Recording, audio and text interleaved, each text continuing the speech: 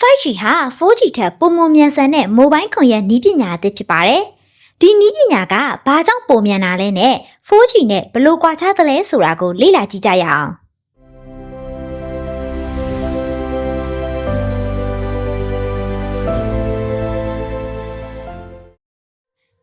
5G ဆိုတာပြစ်စမမြောက်မျိုးဆက်သစ်မိုဘိုင်းကွန်ရက်နည်းပညာဖြစ်ပါတယ်။သူကအချက်အလက်တွေကိုပိုမြန်မြန်ပေးဖို့လက်ခံနိုင်တဲ့နည်းပညာအသစ်တွေကိုသုံးထားလို့ 4G ထက်ပိုမြန်ပါတယ်။ 5G ဟာလိုင်းလုံးပိုမြင့်တဲ့အချက်ပြစနစ်တွေကိုသုံးနိုင်တာမလို့အချက်အလက်တော်တော်များများကိုတပြိုင်နက်တည်းဖြတ်သန်းသွားလာခွင့်ပေးထားနိုင်ပါတယ်။ဒါအပြင်ဖုန်းတွေစက်ပစ္စည်းတွေစီကိုအချက်ပြလိုင်းတွေဓာတ်ရိုက်ပေးပို့နိုင်တဲ့အဆင့်မြင့်အင်တာနက်တွေကိုသုံးထားတဲ့အတွက်ကွန်ရက်အမြန်နှုန်းနဲ့ချိတ်ဆက်မှုအရှိအသွေးကိုပိုကောင်းစေပါတယ်။ 5G ပိုမြန်ရတဲ့နောက်ထပ်အကြောင်းရင်းတစ်ခုကတော့အင်တာနက်သုံးစွဲသူများတဲ့နေရာတွေမှာကွန်ရက်စတေးရှင်းအသေးလေးတွေကိုပိုတိုးပြီးသုံးထားလို့ဖြစ်ပါတယ်။ဒီစတေးရှင်းတွေကကွန်ရက်ပိတ်ဆို့မှုကိုလျှော့ချပေးပြီးချိတ်ဆက်မှုကိုပိုမိုအားကောင်းစေပါတယ်။ဒါကြောင့်မလို့ဖိုင်တွေကို download ဆွဲတာရုပ်ထွက်ကောင်းတဲ့ဗီဒီယိုတွေကြည့်တာနဲ့ online ဝန်ဆောင်မှုတွေကိုပိုပြီးချောချောမွေ့မွေ့သုံးနိုင်လာတာပါ။ 4G နဲ့ 5G ရဲ့အဓိကကွာခြားချက်ကတော့အမြန်နှုန်းနဲ့တုံ့ပြန်မှုကြာချိန်ဖြစ်ပါတယ်။ 4G ကလည်းဗီဒီယိုကြည့်ဖို့လူမှုကွန်ရက်သုံးဖို့နဲ့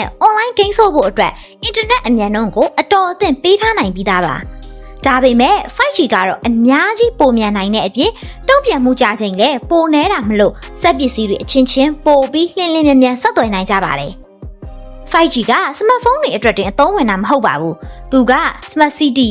အလိုလျောက်မောင်းနေတဲ့မော်တော်ယာဉ်တွေစမတ်စက်ရုံတွေနဲ့အဆင့်မြင့်ကျန်းမာရေးစောင့်ရှောက်မှုလုပ်ငန်းတွေလိုမျိုးနည်းပညာအသစ်တွေကိုပါအထောက်အကူပြုနိုင်ပါတယ်။အလွယ်ဆုံးပြောရရင်တော့ 4G ကလူတွေကိုအင်တာနက်နဲ့ချိတ်ဆက်ပေးတာဖြစ်ပြီး 5G ကတော့လူတွေစက်ပစ္စည်းတွေနဲ့နည်းပညာကိရိယာအားလုံးကိုပိုမိုမြန်ဆန်ထိရောက်စွာချိတ်ဆက်ပေးဖို့ဒီဇိုင်းထုတ်ထားတာဖြစ်ပါတယ်။